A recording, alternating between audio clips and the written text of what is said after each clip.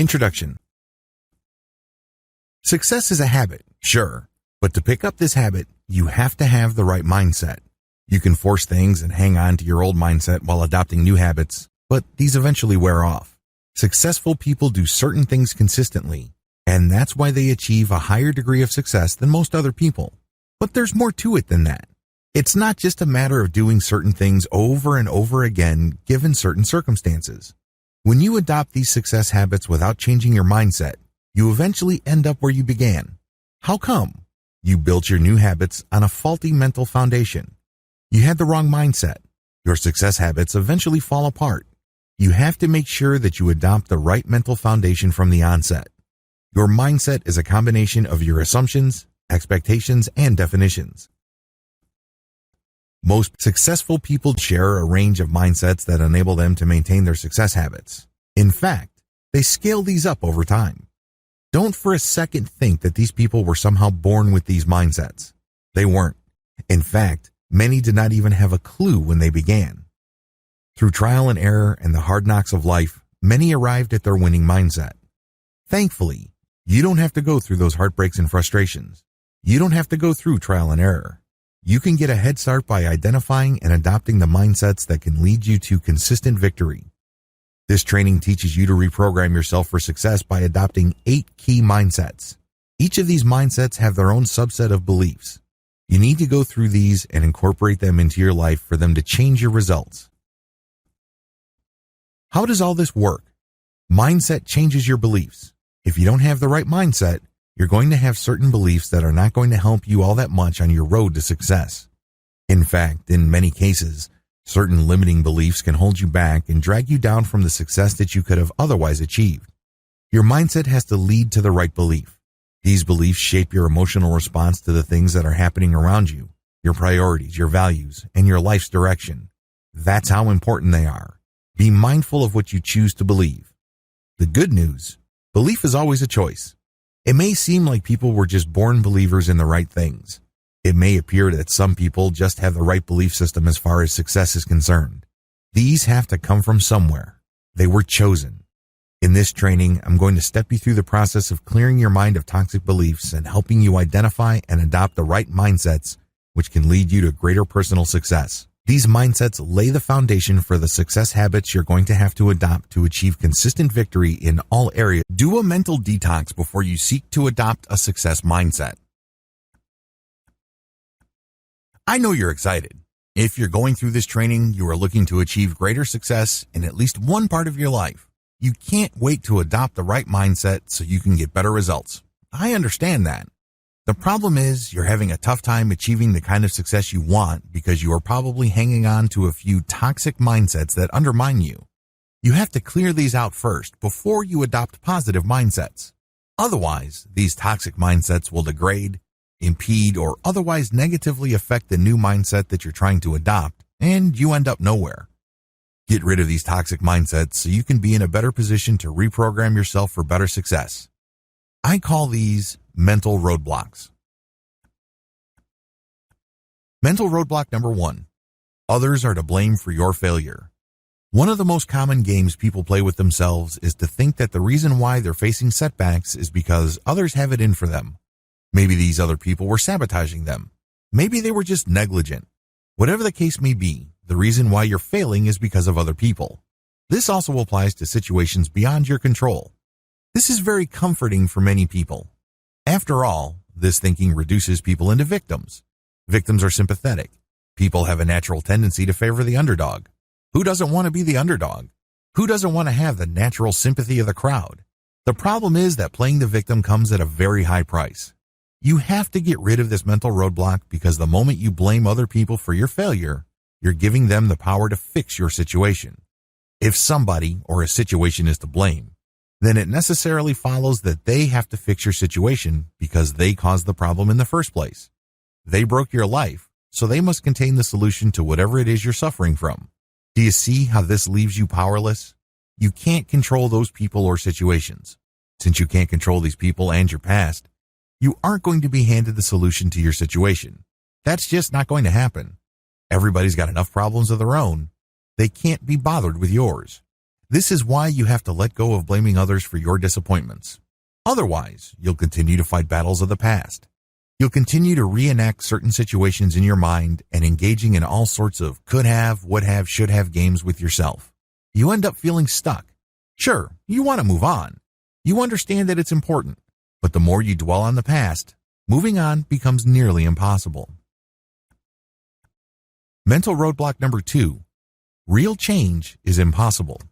This toxic mindset is not as absolute as you think. People who suffer from this mindset actually phrase it in many different ways depending on the circumstances, but it still all leads to the same disappointing result. Either you say that something is flat out impossible or things are not right.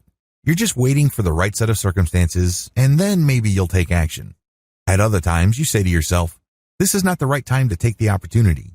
Alternatively, you convince yourself that you don't have enough resources right now. Whatever the case may be, they all lead to the same place. You do not change. You have all the justification you need to continue to do things the exact same way you've always done them. You understand that change can truly improve your life. That's not the problem. Willingness is not the issue. Instead, you just feel that you can't change because of so many things going on in your life as well as how the past played out. You have to get rid of this idea. Please understand that real change is possible, but it is chosen.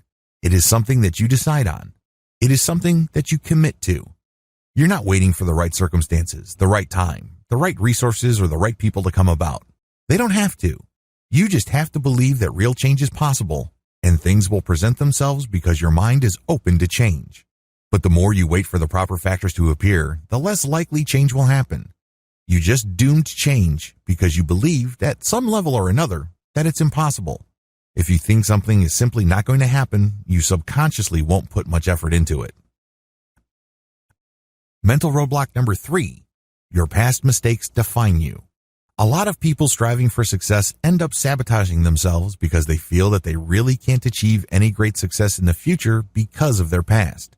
They think that they have screwed up enough so often and so severely in the past that future victories are really not going to happen. They're shooting for second or third prize. In fact, in many cases, they're just going through the motions. They're giving up on the race before they even started. An alternative version of this is the ridiculous idea that you have to somehow start with a completely clean slate to make real changes in your life. In other words, you're going to have to be perfect. Because you've already made mistakes, you've already screwed up. Either way, both versions lead you to the same place. You don't even bother making a change. You discourage yourself from even trying. In your mind, it's a foregone conclusion before you even start. Well, the good news is that the past does not define you. You may have failed an infinite number of times before, but that does not prevent you from getting it right this time. The only way you will fail is when you read your long record of failures as something so discouraging and so debilitating that you don't even try. That's how you fail. You fail when you quit.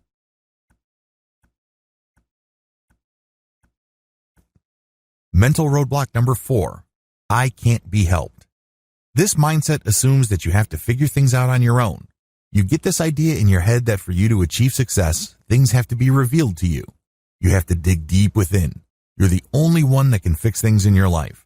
Well, at least this is what you believe. You feel that for whatever reason, the only person you can truly rely on is yourself. Thankfully, this isn't true. Thankfully, a lot of the challenges that you are facing, believe it or not, have been faced by other people. Maybe they handled these at a different time, at a different place, under different circumstances. Regardless, these people can help you if you asked. They can help you personally on a one-to-one or some sort of mentorship arrangement. On the other hand, they can also help you through books they may have written or video courses they recorded. You can even be helped by simply reading blog posts or articles they have written. No matter how you get the help, get it. Your situation is not unique, nor is it special. Whatever challenge you're facing, others have faced it before and overcame it. You just need to find their experience. Either you reach out to them or you read stuff that they wrote. A variation of this toxic mindset is the assumption that others won't help. Maybe they don't want their secret sauce coming out. Maybe they don't want new competitors. Well, those are just excuses you're giving yourself. You really won't know for sure until you ask. And just because one person is stingy with information, it doesn't give you an excuse to stop. You can ask another person, and then another, and then another. Surely, not everybody will turn you down. Mental roadblock number 5. I don't deserve success. This is a very common toxic mindset. People, of course, would not admit to it, but deep down inside, they're thinking it. Maybe they have failed a lot in the past. In fact, they think that they've screwed up so badly that they really do not deserve a break. They really do not deserve success. They end up defining themselves through the prism of their frustrations. They personalize their failures and setbacks in the rawest emotional terms. For people with this mindset, failure is not just something that happens when people strive for greatness or goals. Instead, failure is some sort of cosmic punishment. It comes at the end of some sort of moral judgment, and it burns deep. It cuts to the bones and cannot be escaped. Permanent. Final. Relentless in condemnation. Talk about stifling. Talk about paralyzing.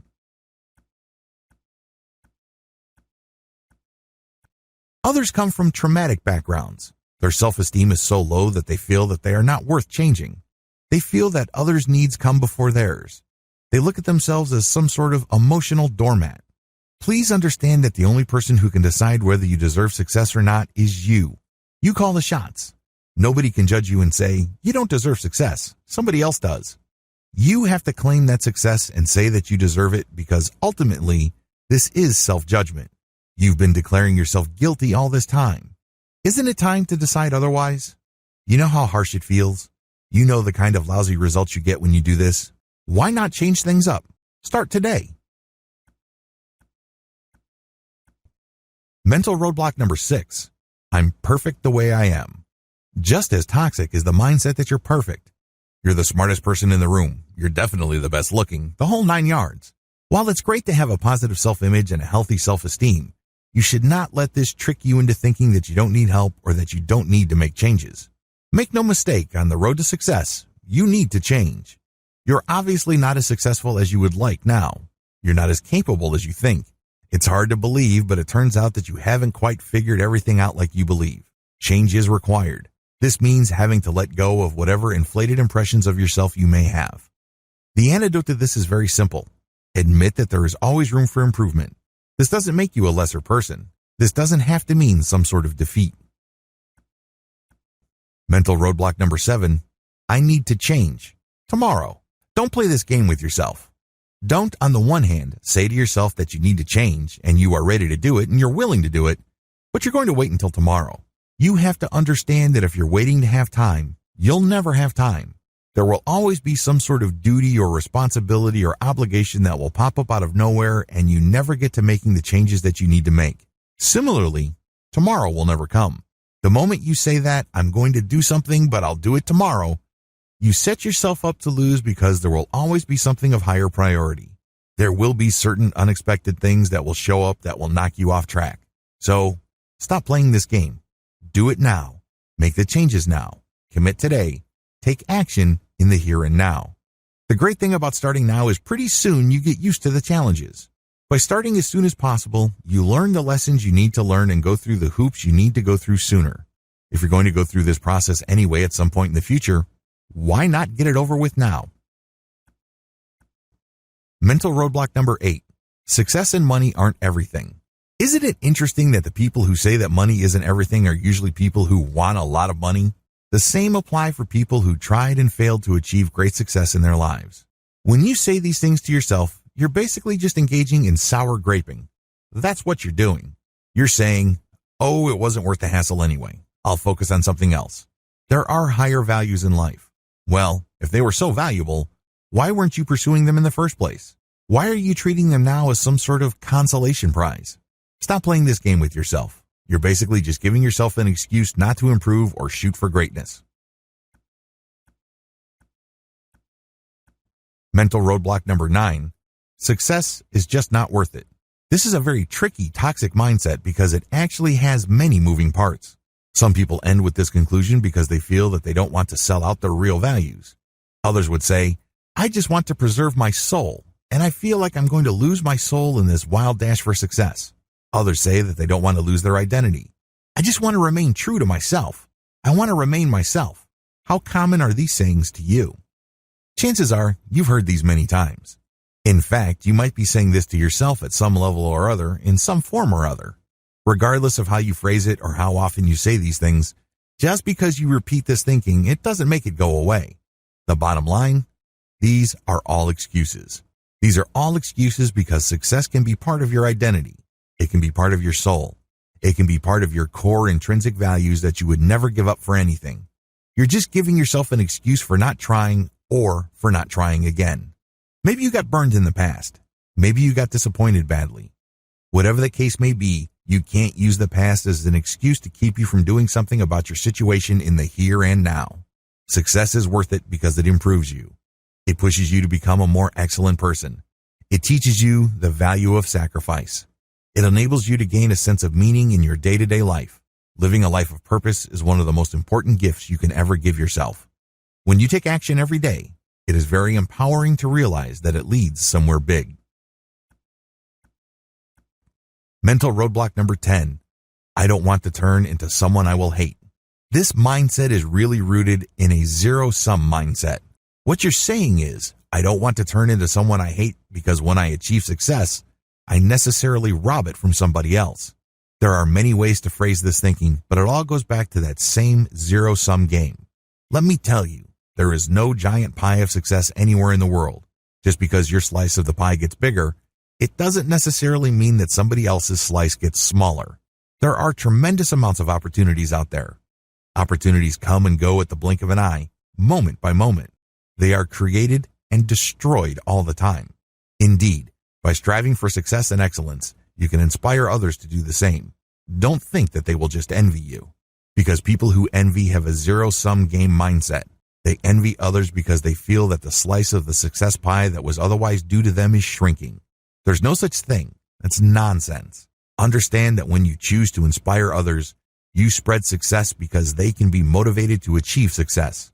This is the precise opposite of the shrinking pie analogy. If anything, you increase the size of the pie and ensure more slices for others if they want to. You do this because you inspire. Assume that you can change. The first step you need to take is to pay attention to your assumptions. Assumptions are crucial. You may not be aware of your assumptions, but they have a tremendous impact on your life. An assumption is a belief regarding the reality of your life, your capabilities, your identity, where you are in the world, and what your rightful place is. These assumptions are choices. Seriously. You choose to interpret reality. They are not hardwired into you. They don't dictate that you have to interpret reality only in one certain way. You always have control over your assumptions. They might not be top of mind. They might not be obvious, but you can control them.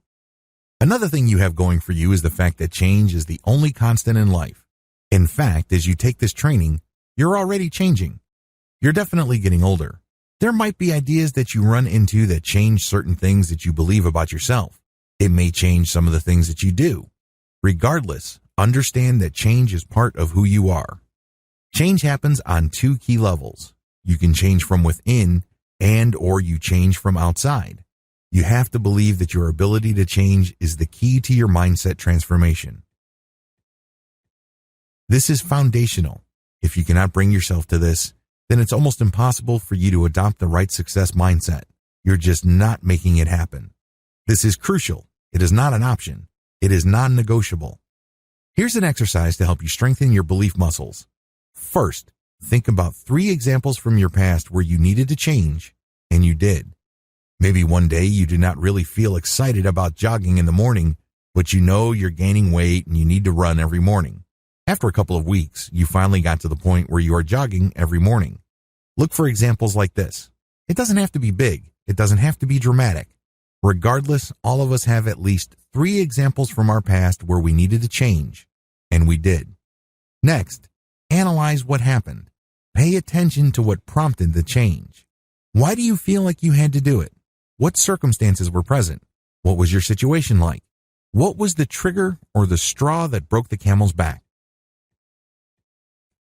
Next, focus on how you were before and how you were doing after the change. Look at the contrast. Again, most people should be able to find situations like this in their life. It doesn't have to be big. It doesn't have to be grandiose. It just has to be real. Look at the contrast. Now ask yourself, what do these experiences teach me about myself? Am I the person who waits until the last minute and disaster is only around the corner for me to make a bold move?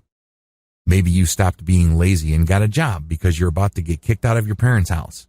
Maybe your company announced a layoff program, but they gave people a test that they should take if they want to be retained.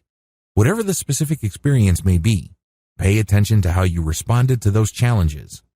Did you wait until your back was against the wall before fear pushed you to make a decision?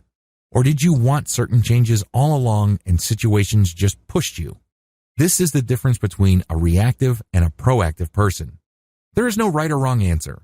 Either you're born reactive, which means you are motivated primarily by fear or loss, or you are a proactive person, one who is motivated generally by gain.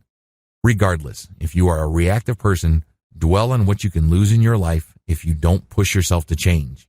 If you are proactive, focus on how much better your life would be and how awesome it would be to experience your dreams if only you allowed yourself to change. Failure is not to be feared, but prepared for.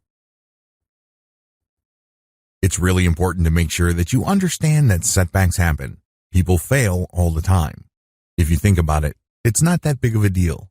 It may seem like a crushing setback. It might even appear like some sort of humiliation. But in the big scheme of things, failure is part of the human condition because it happens all the time. Believe that setbacks happen. Instead of fearing it or wishing it away or constantly asking yourself, why me? Expect it and prepare for it. According to Thomas Stanley's book, The Millionaire Next Door, the average American millionaire has gone bankrupt at least 3.5 times. Let that sink in for a second. You know how crushing bankruptcy is. You know how humiliating it is at a personal level. Sure, a lot of the stigma has worn off bankruptcy, but it's still a severe personal setback. Still, it didn't hold these millionaires back. They peaked, they crashed, then they rose back up. Stop fearing failure. Instead, focus on what comes next. Failure does not have to be the final point of your journey. It does not have to end there. Please don't get the idea in your head that if you're expecting failure, you want it to happen or you're wishing for it. No, these are two totally different things. When you expect failure, you understand that the probability of failure is always there. By expecting that the worst can happen, you then allow yourself to respond in such a way that you can bounce back up. Measure your success the right way. Oftentimes, we think that we fail. Oftentimes, we think that we just crashed and burned. But what happened actually was that we measured our success the wrong way. For example, if you are starting a business and you know that normally the return on capital in your industry happens after 5 years, it would be ridiculous of you to assume that you will get all your money back after 1 year. You're just going to be beating yourself up needlessly if you did that. Measure your success the right way. It may well turn out that you did not fail. You're just waiting. Fail quickly. In addition to measuring your success the right way, another way to prepare for failure is to resolve to fail quickly. I know this sounds kind of crazy, but a lot of successful people do this. They know that achieving success involves a lot of trial and error, so they experiment a lot. It's like throwing spaghetti on the wall. Eventually, one piece sticks. But before that happens, you have to be as quick as possible in throwing spaghetti at the wall and getting that pasta to bounce off. When you do this, you're figuring out a map to get success, and you're doing it quickly and cheaply. The secret to this, of course, is to fail quickly and cheaply. It must not leave any scars. It must not bankrupt you. Learn to let go emotionally. Do not let your setbacks define you. This is the number one reason why a lot of people fail. You see, just because your business venture did not produce the intended result, it doesn't mean that you have to stop. It may mean that you have to experiment or do certain things. If you can't get through the front door, try the back, try the roof, try the basement, try the side. If you can't get in today, try tomorrow, then the week after that, then the week after that. You get the point. But if you somehow think that this is the end of the world and this means that you are just a loser, you have allowed this setback to define you. It burns emotionally. It's very hard to move on. So when the next opportunity presents itself, you hesitate or you simply ignore it. Learn to let go of setbacks emotionally. They don't have to define you. They don't necessarily mean that you are a screw-up and can't ever get it together. Document everything. When you keep a journal of your efforts, you're doing yourself a big favor as far as achieving ultimate success is concerned. You will figure out why things didn't pan out in a very focused way. You will get to clearly identify what you did before, during, and after the disappointment. Now that you know this information, you can choose to do things differently. You can connect the dots. You can see patterns and conduct experiments to see if you get better results. Throughout all of this, you focus on your end goal. Just how important is documentation or keeping a journal? Well, people who are looking to lose weight report better results if they only recorded what they ate. Even if they continued to eat the same kinds of foods before and in the same amounts, these test participants still enjoyed weight loss. That's right. By simply logging what you eat, you trigger a chain reaction in your mind that leads you to eating less. The same process plays out when it comes to success. The key to success despite failure. Failure is a part of life. Get used to it. Prepare for it. But the good news is that if you only built grit, you will eventually make it. According to a research study published by Professor Angela Duckworth, grit is the secret of success. It's not being the smartest person in the room. It's not being the most dedicated and motivated person. Instead, it's all about the ability to get knocked down, but still keep on pushing forward. Regardless of how many times you get knocked down, get rerouted, or get postponed, you still keep pushing forward until you go all the way to the end. Grit is a choice. This is the ultimate coping mechanism. Goals reveal your objectives and empower you to achieve them. A lot of people striving for success look at goals as afterthoughts. They think that they are just things that they need to set up on their way to ultimate success. They kind of look at them as necessary evils. If given a choice, they'd rather not set goals. They would just rather follow their passion or just do what excites them and eventually achieve success. At least this is what they think. Talk about getting it wrong. Goals are crucial for success. In fact, they're so crucial that even unsuccessful people know this. How come? Goals provide you with a map. At the very least, you can see what happens before, during, and after you achieve your goal. For you to achieve an ultimate goal, there are sub-goals that you need to achieve. You get to see the process that you have to go through, the decisions that you have to make, the results that you have to produce along the way. You can also see potential dead ends and potential detours. Goals can also be broken down into small parts which provide milestones. And once you have everything broken down, you can then apply a timeline. This pushes you to take action so that you get to a certain part of your success journey by a certain time. The big problem with goals. Goals are fairly easy to explain. They're fairly easy to understand. But the problem is, most people still don't manage to achieve them. Why? Well, setting up goals is one thing, achieving them is another. This is due to the fact that most people view goals as something that they should work for. They are optional. We can pursue them only when the time is right or when we feel we have the right resources. Most of the time, people have no sense of urgency when it comes to their goals. They don't put themselves in a position where they feel they have to do or die.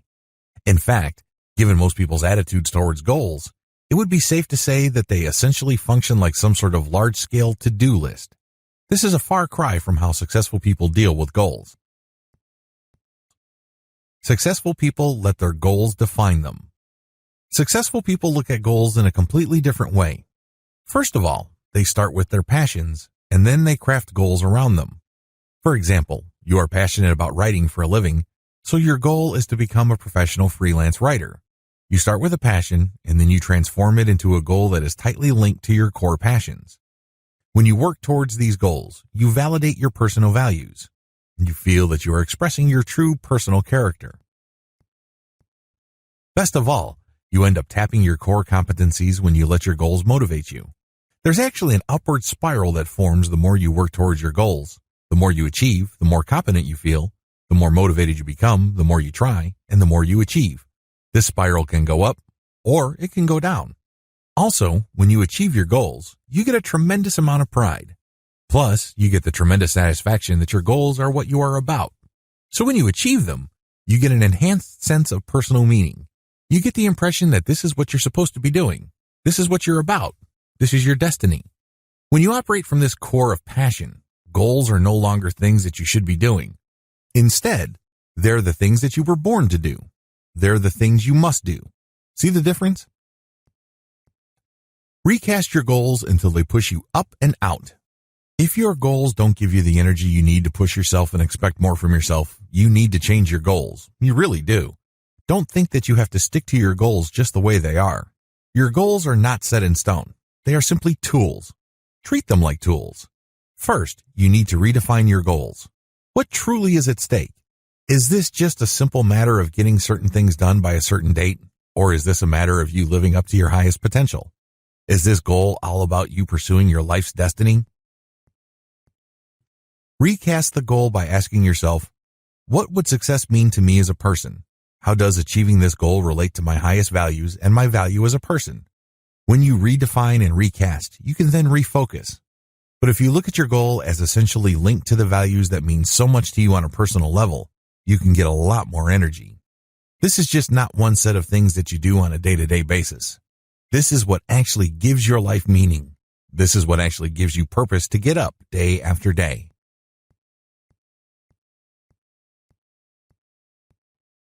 Recap.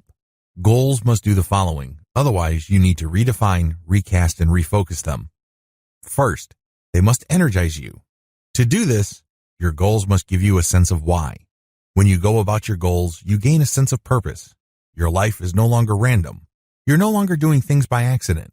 You're no longer doing things based on how you feel. Instead, you're doing something because this gives you meaning. This gives you purpose. Next, goals must direct you to action. They give you something to aim for. They give you something to focus on. Goals must, at the very least, instruct you. This means that you are focused on how to do things and what to do. Finally, your goals must be capable of being broken down. This is crucial because if your goal is something that is amorphous and distant or symbolic, they're not going to help you make changes. You're not going to achieve success because it's too theoretical. At the very least, your goals must be capable of being broken down into the following.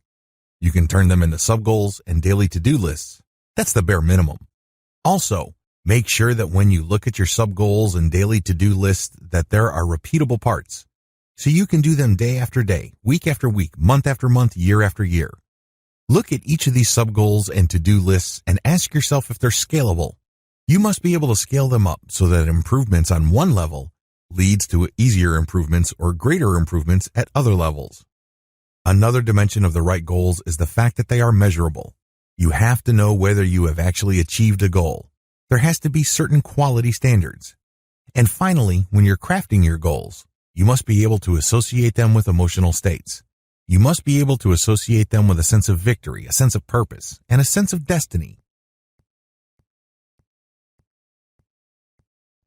If that's not possible or if that's not happening, then you're doing something wrong. You're not really setting up goals. Instead, you're giving yourself a list of advisory things that you should be doing. Remember, people feel that they don't have the time, energy, or attention for things they should be doing. Instead, they focus on the things they must be doing. So your goals must be at that level. It must be one that you have to do day after day. It's as if you have no choice in the matter. The good news is that the more you achieve sub-goals, the more they become habits.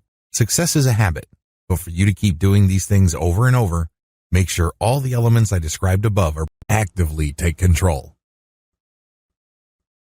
Did you know that success is an act of faith? It really is. When you believe in certain things, you take action. You don't wait around for a random chance to deliver results. You don't wait for things to feel right. You don't stick around for everything to fall in place. They almost never do. Last time I checked, most people don't plan on getting lucky. They have to have some sort of plan. For this plan to come to life and to actively change their lives, they have to take action on these plans. The key here is to believe in your goals and take control. This means commitment. You take control because you just don't want to act once and hope for the best. Instead, when you commit, you take control because this means you keep taking action day after day, week after week. You take action regardless of what you're feeling, regardless of whether things seem right, regardless of what other people are doing or saying. None of that other stuff matters. Instead, you commit. You take action. Ultimately, this takes faith. Real active faith takes action again and again and again. This is the kind of belief that you need because otherwise, it's not going to pan out. There are many challenges out there. It's easy to get hit with one setback after another. As I've mentioned earlier, if you cannot get through the front door, try the side. If that doesn't work, try the roof. If that's blocked, go to the back. If that's walled off, try the basement. If it's not happening today, try tomorrow, next week, the week after that. If you can't do this alone, get the help of others. When you take action, celebrate the fact that you are taking action. One commonly overlooked fact about successful people is that most of them celebrate the fact that they're taking action. They actually take a step back and they realize what they are doing at that point in time. They allow themselves to become fully aware that they are taking action, and this is leading to a particular goal. You have to do the same, because when you do this, you realize that you're not hoping, wishing, and fantasizing. In other words, you're not doing the usual stuff that you do, which robs you of victory. I can't even begin to tell you how many people spend their days fantasizing about the kind of lives they would be living. They're hoping and wishing that somehow, some way, the best things in life will happen to them. But they don't have a plan. They don't put in the work. Still, a lot of people end up wasting a tremendous amount of time daydreaming. They know whatever they are fantasizing about won't pan out. Forget about it. Still, they keep on daydreaming. They keep on hoping and wishing for things to be better. Why do it? Well, people daydream because they get an emotional release. Regardless of how frustrating their current situation may be, when they imagine themselves at some point in the future, a future where they are free of their current problems, they get a nice emotional rush. It's very easy to get addicted to this emotional rush. Sadly, the more people daydream, the worse they make things for themselves. They aren't taking the real action they need to improve their lives. The good news? You can shift your attention to the action you are taking in certain areas of your life. When you take a step back and realize that you are taking action, you remind yourself that you're not just waiting for things to fall into place. Instead, you celebrate your ability to actively shape your reality and establish your destiny. The more you practice your ability to take action, the more effective you become. I know at first it seems kind of weird. You're basically saying to yourself that you're taking some sort of mental snapshot of what you're doing at a particular point in time. It's off, it's unusual, it's abnormal, it's awkward. Regardless, the more you become aware that you're practicing your ability to take action, you get to start a chain reaction. You become more proactive. You get used to working towards your goals. Significantly, you learn how to fail faster, which leads to faster learning. All this activity then increases the chances that you encounter new opportunities, which lead, of course, to the possibility of greater success. All these things are bound up together, and all it takes is the commitment to take action. Success is an decide after enough deliberation and stick to it. You cannot be wishy-washy and become truly successful. That's just not going to happen. Why? Well, opportunities flash into existence all the time, but they disappear just as quickly. You can't waste a tremendous amount of time analyzing what could be, what could possibly happen, and other contingencies. You have to study your options, figure out what's at stake, but you have to decide. You have to make a decision. The toxic effect of analysis paralysis. Have you ever found yourself in a situation where you're looking for more data to decide on a problem or an opportunity? You think that if you get enough information, your decision will be the right one. What you're doing is you're just giving yourself an excuse to hold off on making a call. There will never be a point where knowing everything will make all the risks disappear. Forget it. That's just not going to happen. You have to decide. Now. Similarly, you will not stumble upon that magic bullet piece of data that will clarify everything for you. There's no data that will make sure your next move will be a slam dunk. It would be great if such information existed, but there isn't. The key here is to not freak yourself out when deciding. Set a deadline, but make sure that it's not too close so that you end up intimidating yourself. On the other extreme, make sure that it's not too distant, because if you hold off on deciding by setting up a date too far in the future, you're probably going to be as unprepared when that day comes as you are now. You end up attending to all sorts of things. Pick the right date. Decision means action. When you decide, you're not just going through some sort of mental exercise.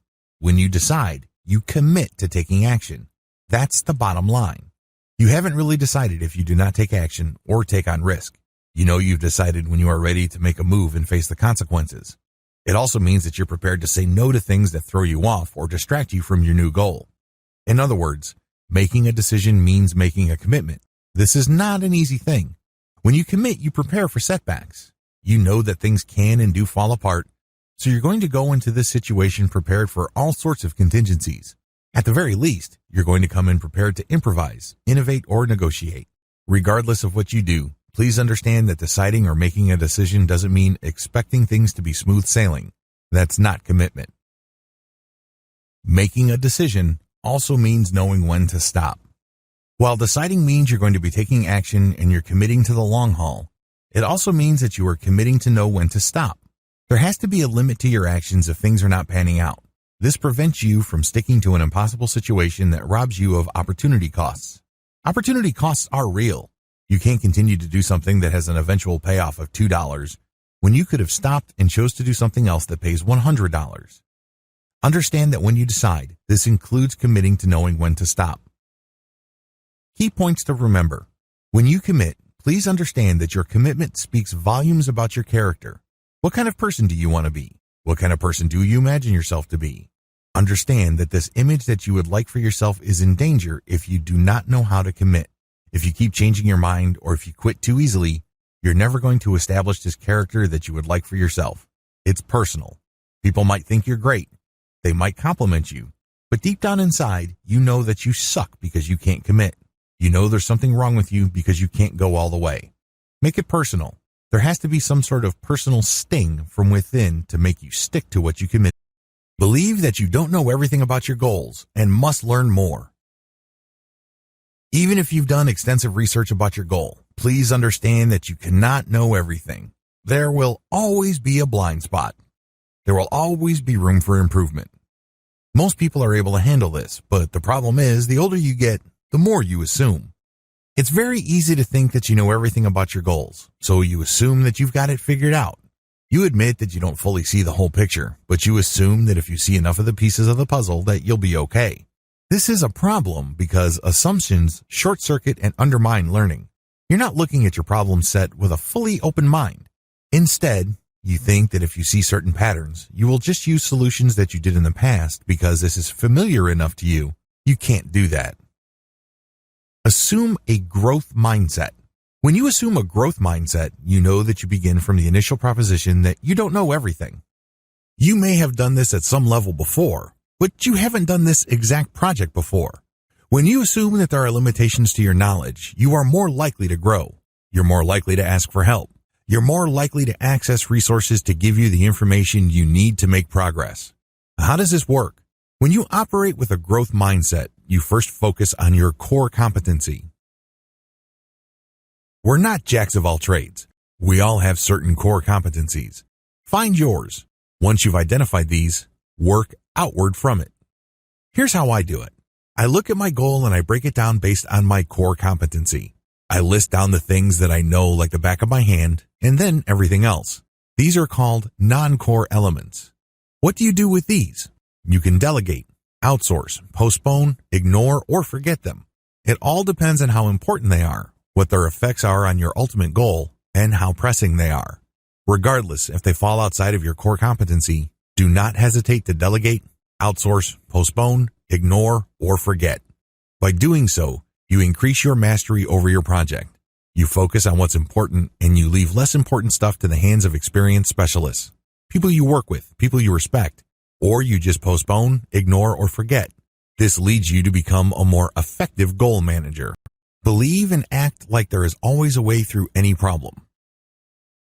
People are overcome by problems not because they are dumb or unlucky. This is not a simple matter of IQ. Most of the time, they're just not prepared. They did not have a system coming in. It comes as no surprise that when the unexpected happens or a setback appears, they have a tough time. Now, this doesn't mean that you have to know exactly what will happen in the future. This doesn't mean that you have to look at your goal and anticipate each and every potential setback in minute detail. You don't have to do that. You don't have to go that far.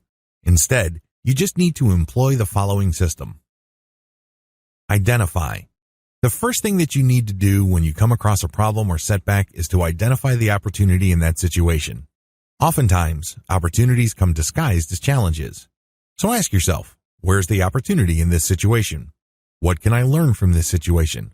How can this situation make me better? Use the fact that there's an opportunity there, regardless of how small, as motivation or inspiration to come up with the solution. If anything, it's a learning experience. It's yet another opportunity to solve a problem and come out on top instead of letting it defeat you or frustrate you. Optimize. Now that you have come up with a solution, try it out again and again. See if you can make it more efficient. Figure out ways to get faster results. Look into making it more comprehensive. Run test after test. Come up with the very best solution you can come up with for your particular situation. Dominate. Once you've optimized your solution, master the problem. Not just right here, right now, but into the future. Do you see your solution applying to different types of challenges? Do you see it leading to more solutions in the future? Whatever the case may be, crush the problem. Don't just feel relief that you dodged the bullet this time. You have to stare the challenge right in the eyes and dominate. This is not just a simple matter of coming up with a hack or a quick solution. No, you're looking to dominate the problem. Scale up. Now that you've dominated the problem by using an optimized solution, use it extensively. Try to use it as often as possible or come up with a bigger version of this solution. For example, if you've always had a tough time meeting deadlines, you can optimize the solution that helps you meet deadlines. You then dominate the situation by setting up a system where your on-time delivery always produces the very best quality. You can then apply this solution to other areas of your life, like your relationship. This means that you're never late for a date, or you never forget anniversaries or other important events. Know when to cut your losses. While learning how to identify, optimize, dominate, and scale are important, there are certain problems that are just insurmountable. If that's your situation, know when to cut your losses. You hit a wall, and it's impossible, at least at this point in time. So cut your losses and backtrack. Successful people relish calculated risks. One of the most interesting finance shows I watch features interviews with financial managers. These people manage multi-billion-dollar hedge funds, mutual funds, and other financial instruments. One particular fund manager blew my mind. The interviewer asked him, "What do you do to avoid risk?" The fund manager said, "I don't run away from risk. Instead, I run to the risk that meets the reward that I'm looking for." This floored the interviewer. You actually assume risk? Well, it was kind of an ironic moment because I assumed that if this financial advice show host really knew his stuff, he would not have been surprised at all. One of the long-standing rules of the finance world is no risk means no reward. Put in another way, if you are looking for a high reward, you have to take on a lot of risk. Risk is always part of the package. Successful people know this. Accordingly, they take calculated risks because they know that the greater the risk, the greater the reward. Unfortunately, people trying to copy successful people oftentimes get it wrong. They end up gambling. They end up taking shots in the dark, hoping to get lucky. There's a big difference between risk-taking and gambling. Risk-taking only happens when you're properly educated about what you stand to gain and what you stand to lose, and the probability of that loss. When gambling, you're just focusing on odds, and that's all you pay attention to. When you take calculated risks, you look at what's currently happening, what could possibly happen, and make strategic decisions. The good news is that the more educated you are about the move that you are about to make, the lower your risk. You can't entirely make it go away, but you can manage your risk. Successful people always find ways to assume more risk while managing it. They actively seek risk. They run to it. They don't run away from it. Eventually, they keep repeating this over and over to achieve impressive results, and they begin to control risk. They always have a plan B. Maybe this takes the form of insurance. Maybe they hedge their bets, buying different types of companies in different industries, or they buy different asset classes. For example, you could be buying risky stocks, but offsetting it by buying government bonds or investing in local real estate. In the same portfolio, if they're buying stocks, they would buy blue chip, stable stocks, and balance it out with more aggressive tech stocks. Regardless, successful people relish calculated risks. Risks do not stop them in their tracks. Instead, they seek calculated best practices when adopting a success mindset. Congratulations, you've reached the end of this training. Please note that as empowering as the information shared in this training may seem to you, it's not going to change your life or lead you to success if you don't take action.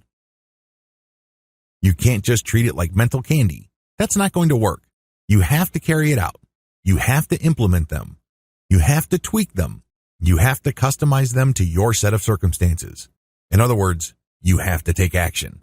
Once you've carried these out, here are some best practices that will help boost your results. Mindsets are like muscles. When you adopt these mindsets, please understand that you have to test them. You have to use them and challenge them. In other words, they're like muscles. Remember the first time you went to the gym and tried on some weights at the bench press? It probably was not a pretty sight. It probably wasn't that positive of an experience. But the more you did it, the more you got used to it. You're able to lift heavier and heavier weights. What you're doing is you're challenging your muscles. Plus, you're also getting them used to repetitive patterns. The same applies to mindsets. It's not enough for you to use these mindsets once or even twice. You have to use them over and over. They have to become part of you. Also, you have to grow them by challenging them. Use them in different situations. Scale up the challenge. Whatever the case, you have to apply pressure on them for them to get stronger and for them to produce better results. There is no better time than now to start. Don't trick yourself into thinking that there is always tomorrow. You have to start now. You don't have to do much, but you have to take action now. Stop waiting for tomorrow. Stop waiting for things to be just right for things to feel right. You're just giving yourself excuses when you do that. Instead, you have to commit. Every setback is an opportunity to learn. Make no mistake, you're going to run into problems adopting the success mindsets I've described in this training. For whatever reason, there will be an obstacle or two. Instead of crumpling like a paper bag the next time you are challenged or experience a setback, look at them as opportunities. Don't get all emotionally worked up. Instead, focus on the sense that you've seen this before. Focus on the sense that this is not all that unexpected. Because when you're in that emotional state or frame of mind, you're more likely to look at the setback as an opportunity to learn. What could you have done differently? What could your attitude have been? How can you anticipate this issue and prevent it from happening again? Regardless, be ready to learn. One of the best attitudes you can assume when trying to adopt these mindsets is to assume the attitude of a student. When you're a student, mistakes are not the end of the world. They're definitely not a source of humiliation or embarrassment. Instead, you often chuckle or laugh, and then you figure it out, then you try again and again, and things get smoother. If you have a system, you will not fail. Finally, you should get a system going. I've already discussed one possible way to deal with setbacks, which is to identify, optimize, dominate, and scale. Come up with your own variation. Come up with something that better fits your particular set of circumstances. Whatever the case may be, come up with a system that is truly yours. Please note that the information that I shared with you here are just starting points. That's all they are. They just lay out a basic foundation. But it's up to you to tweak, adapt, and configure them so they produce the best results in your life. That is your responsibility. That's how you take control over this whole process.